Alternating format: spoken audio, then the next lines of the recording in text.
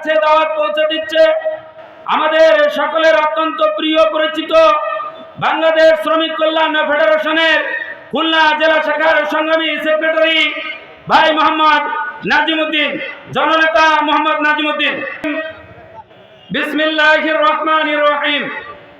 শত শহীদের রক্তে মরানো শহীদে কাফেলা বাংলাদেশ জামায়াত ইসলামী কেন্দ্রীয় কর্মসূচির অংশ হিসাবে রূপসা উপজেলা শাখার উদ্যোগে আয়োজিত আজকের এই বিক্ষোভ সমাবেশ মিছিলের সম্মানিত সভাপতি, সম্মানিত সঞ্চালক এবং মঞ্চ উপবিষ্ট বিভিন্ন পর্যায়ের নেতৃবৃন্দ, আমার সামনে উপস্থিত আমার আত্মীয় একান্ত কর্মী ভাইরা, আসসালামু আলাইকুম রহমতুল্লাহ।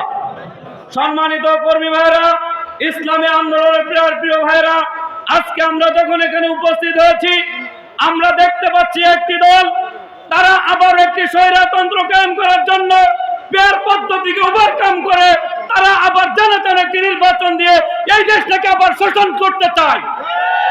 এদেশের মানুষকে আবার তারা জিম্মি করতে চায়।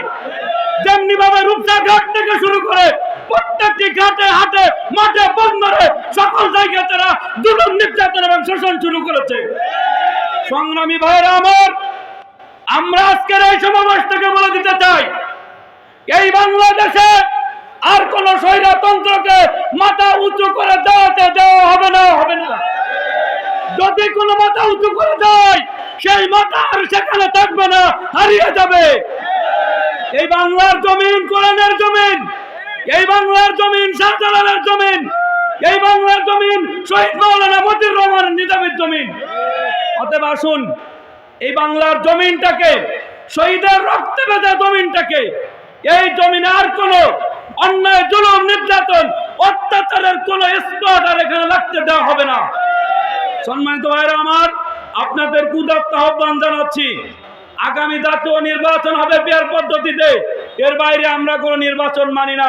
আসুন সেটাকে সামনে রেখে আমরা অগ্রসর হই। আল্লাহ আমাদের সেই দান করুক, আমিন।